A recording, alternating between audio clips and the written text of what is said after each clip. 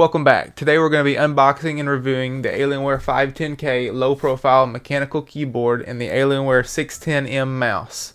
First, let's start with the keyboard. The box itself is really nice.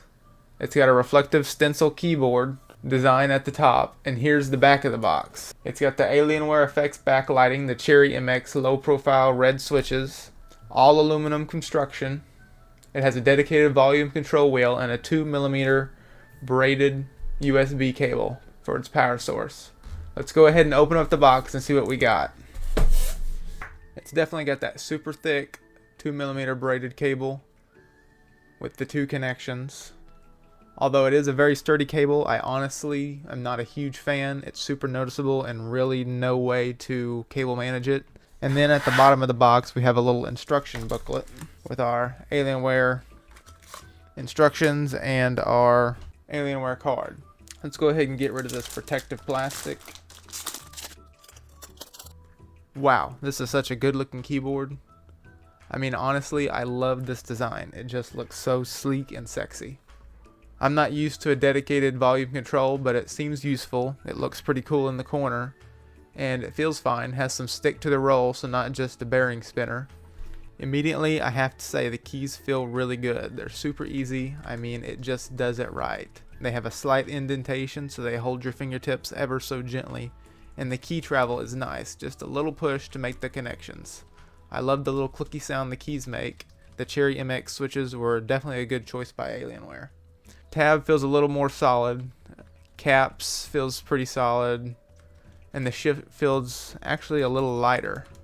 Maybe so you know when you hit it by the feel of the key.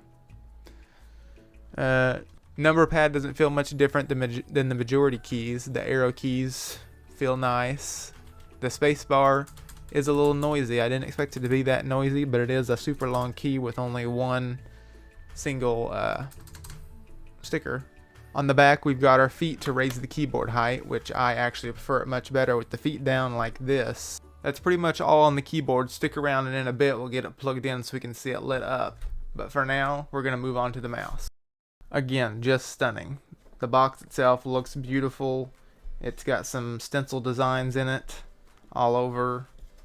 The light side of the moon is just the best looking color for these, and you'll see why when we get them plugged in and turned on in a minute. Still in the box is just the instruction booklet, and here's the USB cable.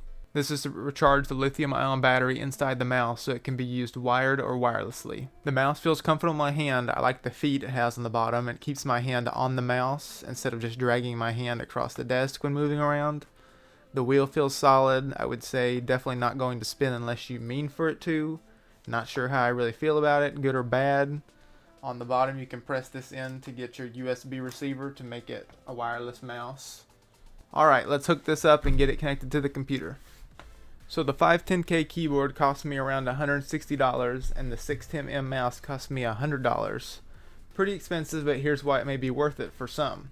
The Lunar Light version just looks really sleek. The white backing reflects the RGB lighting really well. The lighting on the keyboard and the mouse are capable up to 16.8 million colors. That's a pretty good amount of options. It's also super bright to the point where some of you may actually want to turn it down a little bit. Thankfully, Alienware Control Center has 10 levels of brightness that you can fine-tune it to the exact brightness that you prefer.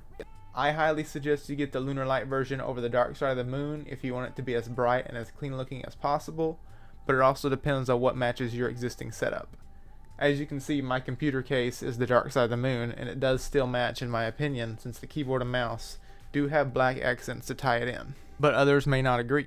Depending on how you type, the keyboard is super quiet to the point where you can basically barely even hear it.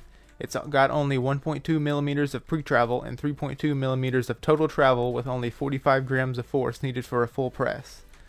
The keys themselves have a 50 million life keystroke cycle, so they're going to stay clicking for many years to come. It does have a USB port on the keyboard which can be used for their mouse receiver without hogging a port on your PC. And then on the bottom, 3 rubber nubs and 2 adjustable feet, each with 2 different height options. Just like the bottom 3 nubs, the first level is made out of rubber so the keyboard stays put on your desk. Accuracy is definitely on point, and I found it pretty easy to type very quickly. The interface on the Alienware Command Center had many options, with making every key its own individual color to all the cool animation options it had. from morph, breathing, spectrum, single color, wave, rainbow wave, and scanner. But even cooler than that were the reactive key animations, where the animation originates from the location of every single key press.